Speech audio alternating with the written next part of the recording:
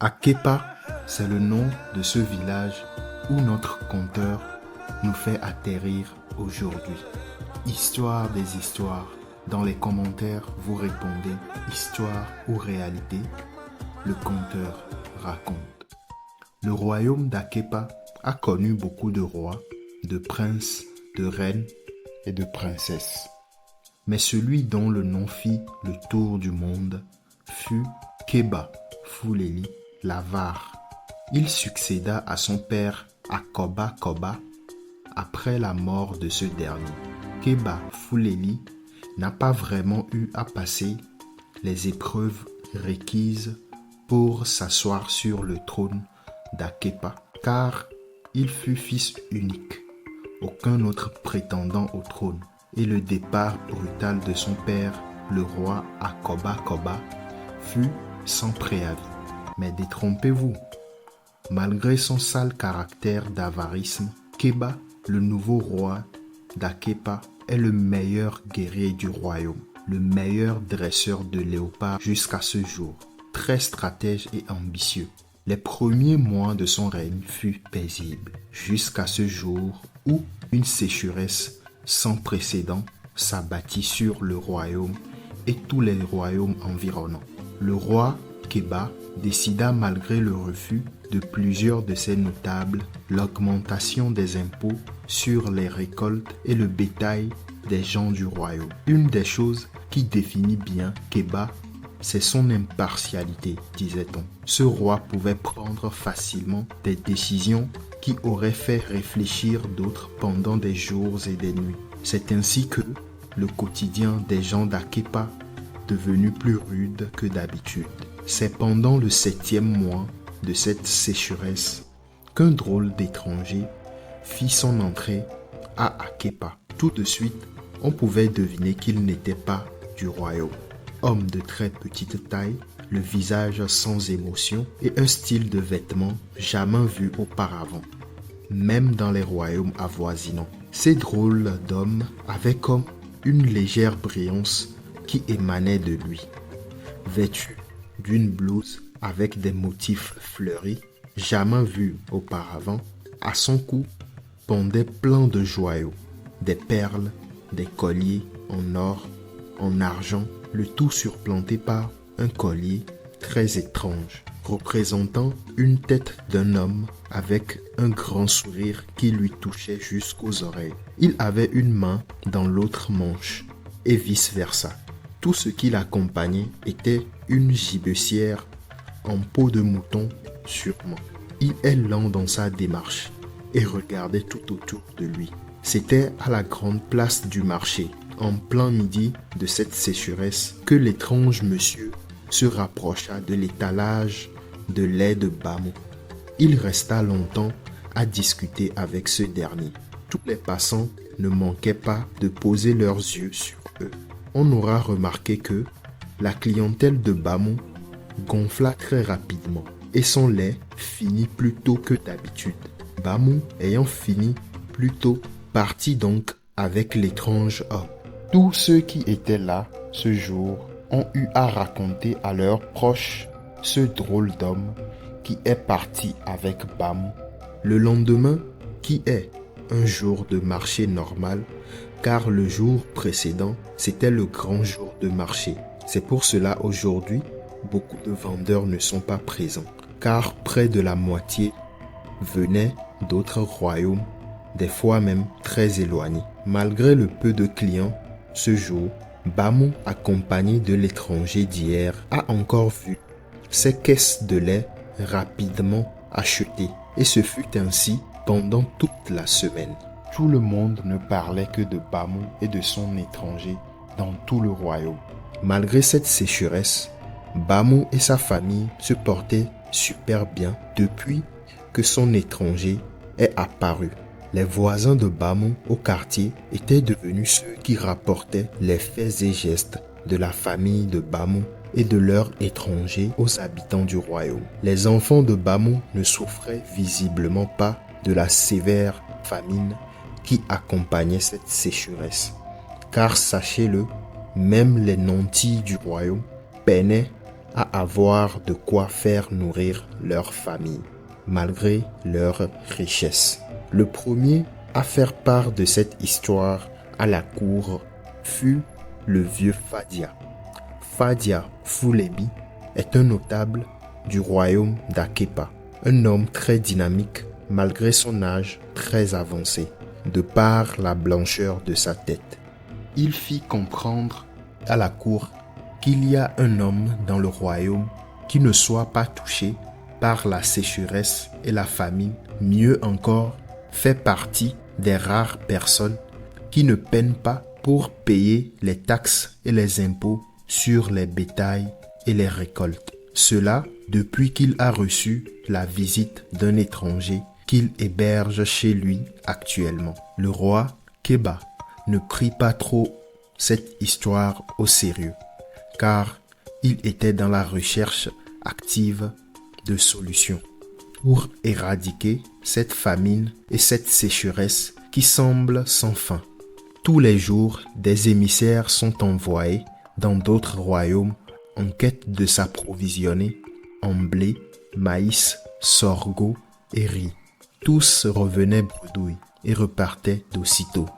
Une semaine passa depuis la venue de l'étranger de Bamou. Et, plus qu'une rumeur, tous étaient convaincus que Bamou leur cachait un secret par rapport à son étranger. Une convocation royale fut donc envoyée à Bamou. Ce dernier ne tarda pas à comparaître devant le roi. Grâce à le conteur qui fit partie de l'assemblée ce jour où Bamou comparut devant le roi Keba, nous savons tout ce qui s'est dit là-bas. Gloire et paix sur notre grand roi, digne fils des hommes qui ont su par leur force et leur intelligence créer notre royaume Akepa. Ton serviteur s'est hâté de venir comparaître devant toi après avoir reçu une convocation royale. Me voici devant vous, ô grand roi. Ce fut donc les mots qui sortirent de la bouche de Bamou une fois devant le roi. Son Altesse Keba prit donc la parole. Bamou, habitant de Akepa, n'ait aucune crainte, que de bonnes nouvelles. Il continue en disant, il nous a été rapporté que tu fais partie de l'une des rares personnes qui contribuent le plus aux taxes et aux impôts instaurés. Et mieux que ça, loin d'être avare, tu fais vivre tout ton quartier et tous ceux que tu peux. Il était donc important pour moi de rencontrer cet homme au grand cœur qui arrive à faire ça en ces temps un peu délicats et de le remercier au nom de toute la cour royale. Bamou, debout devant le roi, la tête baissée, ne s'y attendait pas du tout. Quand le roi lui proposa une place à la table des notables, toute l'assemblée fut surprise. Bamou repartit et il ne tarda pas à prendre fonction. Il prenait part aux grandes réunions et était même devenu le meilleur ami du roi. Juste 2 mois se sont écoulés depuis que Bamou est devenu notable à Akepa. Entre-temps, son étranger avait quitté. La situation du royaume commençait par s'améliorer. Et un jour, de gros nuages apparurent dans ce ciel clair de sécheresse. C'était annonciateur de pluie. Et ces dernières ne tardèrent pas. Il plut 3 nuits et 3 jours dans tout le royaume. Au 4e jour, un grand festin fut organisé dans la maison du roi. Il y avait à boire et à manger durant toute cette journée. Le soir venu, tous les habitants regagnèrent leur habitation. Le roi Keba demanda à Bamou de rester plus longtemps. Eux deux se retirèrent sur la grande terrasse privée du roi. Ils s'assirent autour d'une table où étaient posées des bouteilles de liqueur et des verres. Le roi Keba fit signe aux servantes et aux gardes de les laisser seuls. Il commença lui-même à servir un verre pour Bamou et un autre pour lui. Tous deux commencèrent donc à échanger sur le royaume, la situation de sécheresse, bref, de tout et n'importe quoi. Bamou, naïf ou plutôt respectueux, avalait juste les verres que le roi Keba lui servait. Ce dernier ne laissait pas le verre de Bamou vide, sans toutefois en prendre autant lui-même. La discussion commençait par se centrer sur Bamou, qui déjà était sur un petit nuage, ivre à tomber par terre. Le roi lui fit comprendre que, malgré qu'il soit le roi d'Akepa, il y a des habitants qui sont plus riches que lui. Bamou lui répondit: « Mon roi, tu n'as pas à t'inquiéter. Moi, si je le voulais, je deviendrais l'homme le plus riche d'Akepa, des 4 royaumes réunis et même du monde entier. » Le roi pouffa de rire et servit un autre verre de liqueur à son ami. Ils papotèrent là-bas plus de 2 heures de temps, avec 5 bouteilles de liqueur vidées. Ainsi, Bamou raconta tout au roi, comment il était au marché un jour et a reçu la visite d'un étrange homme. Et ce dernier lui a remis un sac, et ce sac peut réaliser tout vœu.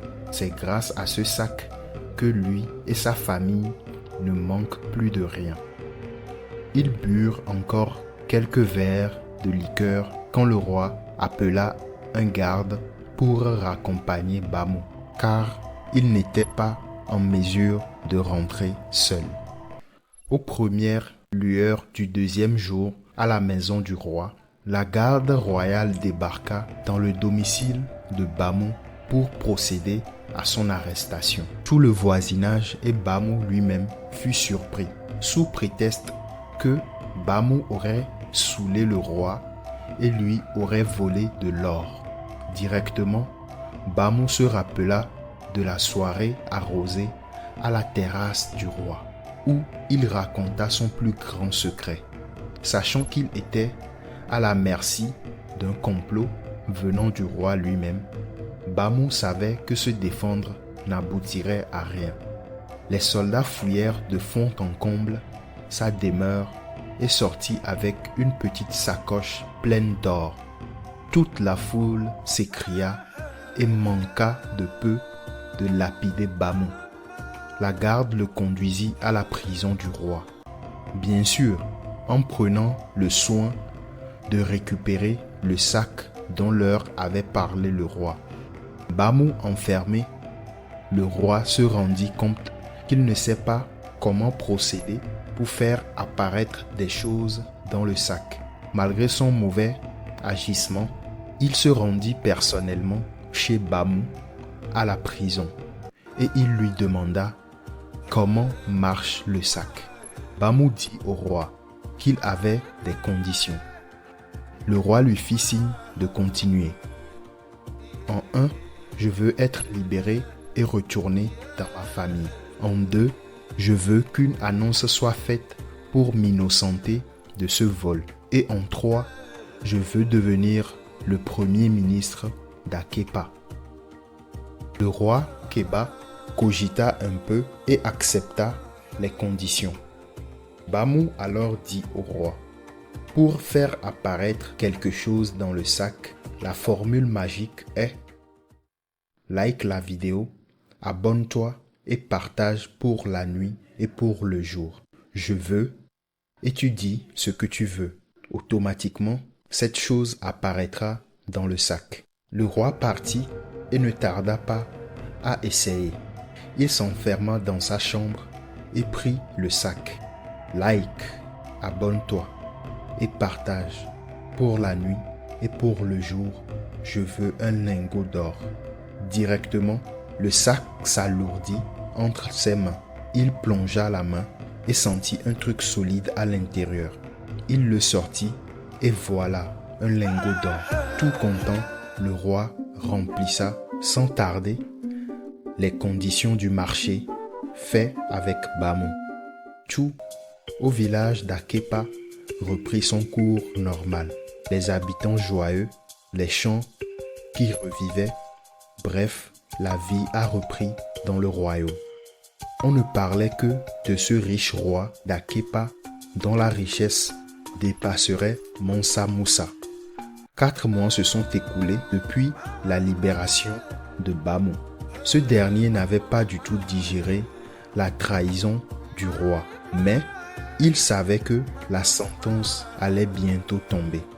Car oui, il y avait une condition dans l'utilisation du sac des vœux, mais Bamou s'est gardé de le dire au roi. Et la condition était que Bamou, à la fin du 7e mois d'utilisation du sac des vœux, devait aller à la limite nord du village. Un arbre lui a été indiqué où il devait poser le sac à 12 heures exactement. Pas 1 heure avant, pas 1 heure après, au risque d'une malédiction très grave. Bamou était impatient de voir ce qui allait arriver au roi, puisque c'est lui le nouveau détenteur du sac des vœux. C'est ainsi que le dernier jour du 7e mois d'utilisation arriva. Même Bamou n'avait pas trop prêté attention car les affaires de la cour ne lui laissaient aucun répit. Cette journée se passa bien. La nuit venue, le roi Keba, dans son lit, ne tarda pas à s'endormir. Et il faisait un drôle de rêve. Il était à une grande fête où on lui servait des repas d'un peu partout. Il ne faisait que manger. Il ne faisait que manger.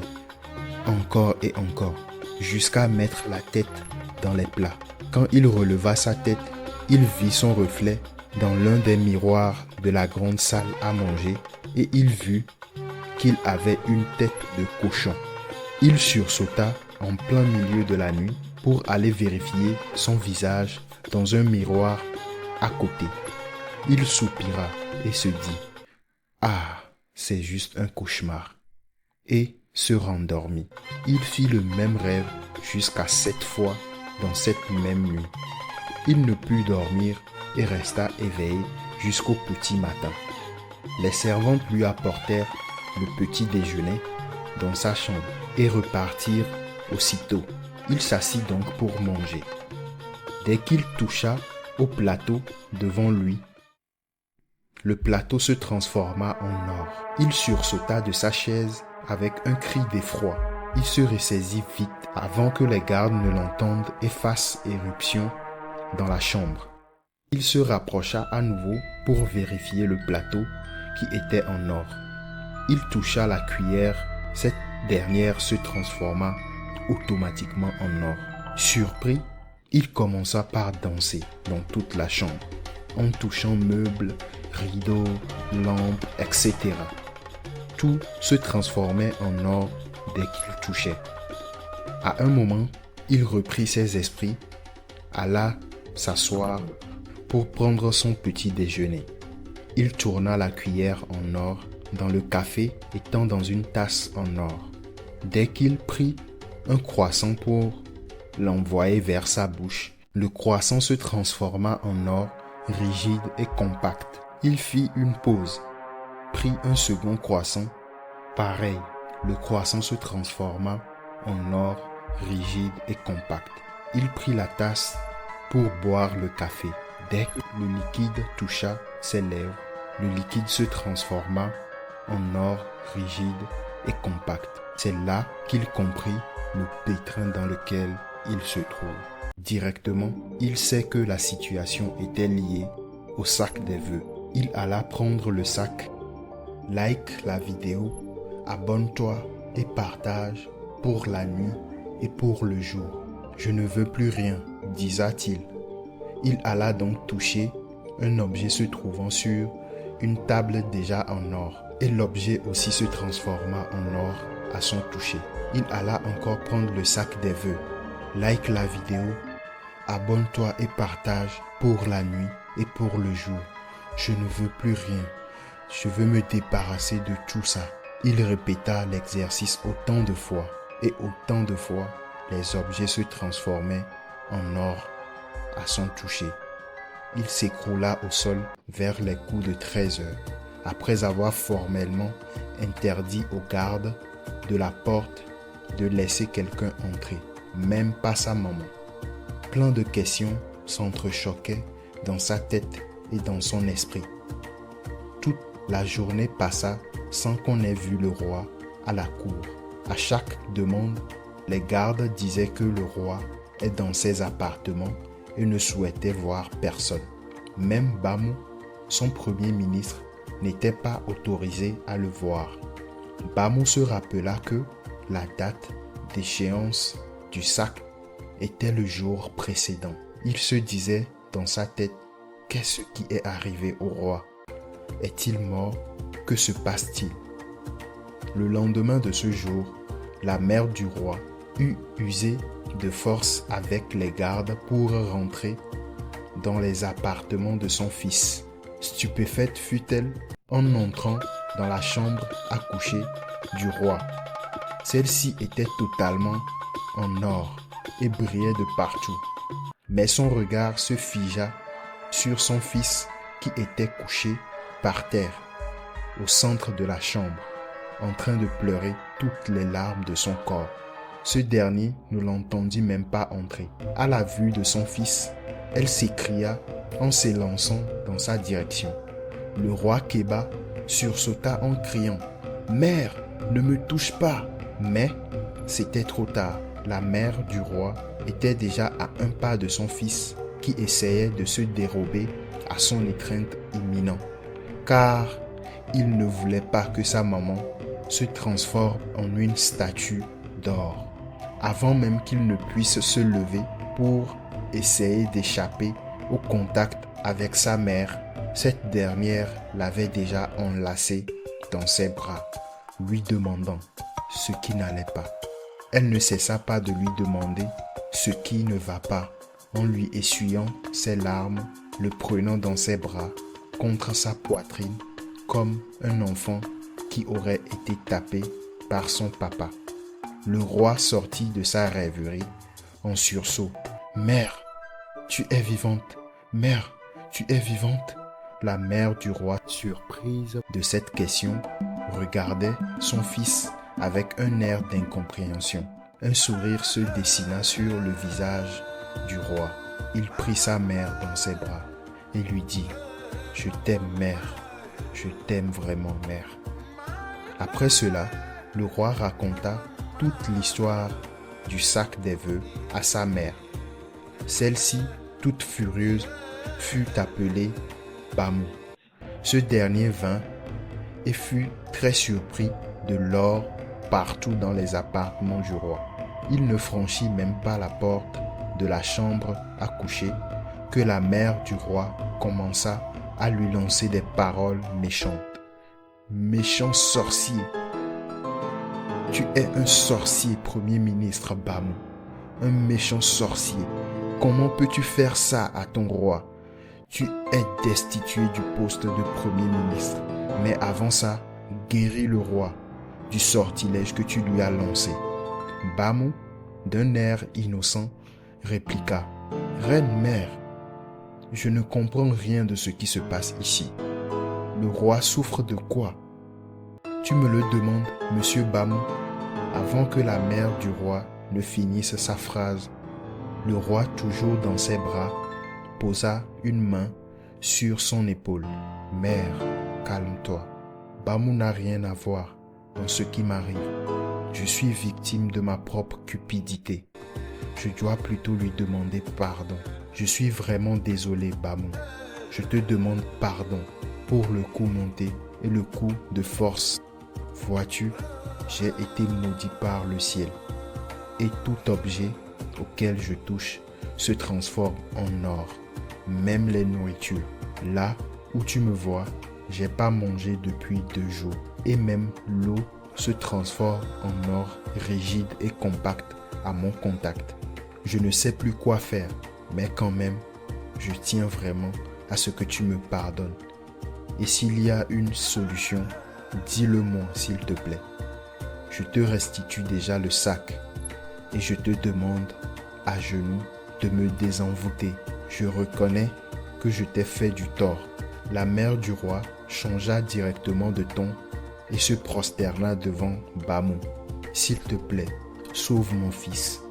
Sauve ton roi, monsieur le Premier ministre. » Bamou s'empressa de relever la mère du roi et il leur expliqua que même lui ne sait rien des conséquences ni de la malédiction liée au sac des vœux.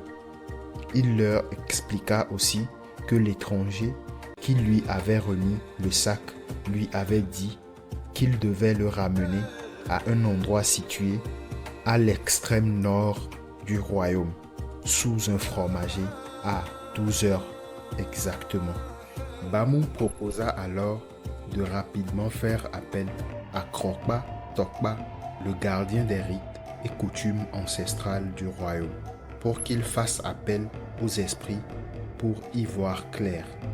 Un émissaire alla aussitôt au domicile du grand gardien des rites et coutumes Krokba Tokba. Même si ces déplacements sont sur rendez-vous et très rares, il fut une exception vu la gravité de la situation. Le bruit commençait par se propager petit à petit dans les couloirs du royaume. Le roi est gravement malade. Paraît-il qu'il vomit de l'or. Non, il s'est transformé en or. Chacun disait ce qu'il aurait écouté. Après consultation des génies du royaume qui ont pu créer un contact avec l'esprit lié au sac des vœux, le verdict tomba. L'étranger venu remettre le sac des vœux à Bamou est l'un des esprits à la genèse du royaume d'Akepa. Il fait partie du comité des décideurs et des décisionnaires du royaume d'Akepa. Même Krokba Tokba ne comprit pas pourquoi un esprit aussi important qu'on peut qualifier de créateur de leur royaume a pu prendre forme humaine pour venir remettre un sac de vœux à un habitant lambda. Il fut demandé au roi Keba de se rendre tout seul avec le sac des vœux à l'endroit dont parlait Bamou. Et là, il avait des sacrifices à faire jusqu'à ce que lui apparaisse l'esprit du sac. C'est la fin de la première partie de ce fabuleux conte africain plein de leçons. Si vous avez aimé cette première partie, max de like et partagez-la avec vos proches et vos amis sur toutes les plateformes et réseaux. Dans les commentaires, dites-nous déjà les leçons que vous avez pu tirer de cette histoire. La deuxième partie est déjà en montage et elle raconte la rencontre du roi et de l'esprit du sac des vœux. Le complot orchestré contre le roi durant son voyage solitaire et comment il fut sauvé in extremis par Bamou pendant qu'il n'avait plus aucune force. Abonnez-vous si ce n'est pas encore fait et activez la cloche de notification pour ne rater aucune de nos histoires. À bientôt avec le conteur. Ciao.